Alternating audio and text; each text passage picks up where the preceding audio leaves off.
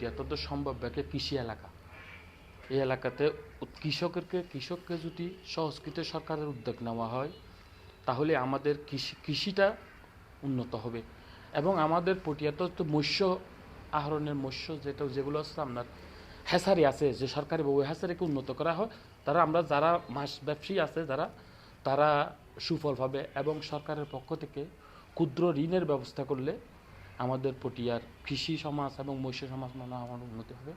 এবং দ্বিতীয় হচ্ছে আমাদের ব্যবসায়ী বাইরে যারা আছে, বিগত আমলে বিভিন্ন রকম সংগ্রামে বিভিন্ন রকম সমস্যার কারণে ব্যবসায়ীরা অত্যন্ত দুর্বল হয়ে গেছে, আর তারা ঋণে জর্জরিত হয়ে গেছে।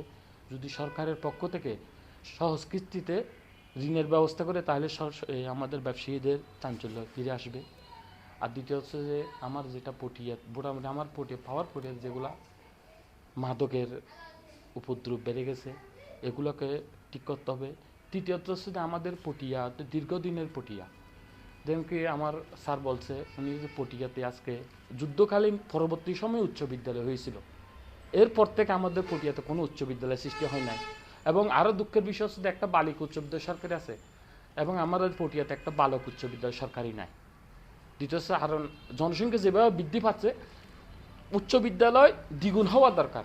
আসলে আমাদের ছেলেরা লেখাপড়া করতে পারছে না, হয়তো কোনো স্কুলেতে আসন সংখ্যা খালি নাই, ভর্তি হইতে পারছে না, সেই জন্য তারা অনেকে লেখাপড়া থেকে চলে যাচ্ছে, বিভিন্ন পেশায় জড়িত হয়ে যাচ্ছে, কেউ মাদক জড়িত হচ্ছে, কেউ কলকারখানার চাকরিতে শিশু শ্রমে জড়িত হয়ে যাচ্ছে। এগুলো যদি আমাদের পটিয়াকে উত্তোলন করার দরকার। দ্বিতীয় হচ্ছে যে যেগুলো আজকে আমাদের পটিয়াটা হচ্ছে যে সাবেক মহকুমার পটিয়া, আমি মনে করি বিগত যতগুলো সরকার আছে আমাদের পটিয়াটা কিন্তু অবহেলিত।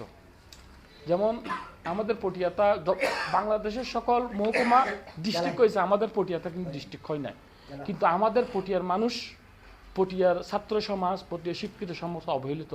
আমাদের পার্শ্ববর্তী থানা থেকে যারা এখানে লেখাপড়ার জন্য আছে, ওরা ঠিকমতো বিদ্যালয়ে ভর্তি হতে পারতেছে না। আলো পটিয়ার পরিবেশ আগে ভালো ছিল, ওই নামের সুবাদে এখানে পটিয়া লোকজন আসে স্কুলে লেখাপড়া করার জন্য, ওই ছেলেরা এখানে লেখাপড়ার জন্য ভালো স্কুল ভর্তি হচ্ছে না।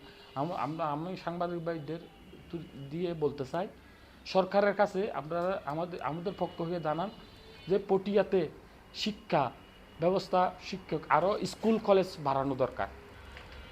এই আমি আমার বক্তব্য। আসসালামু আলাইকুম।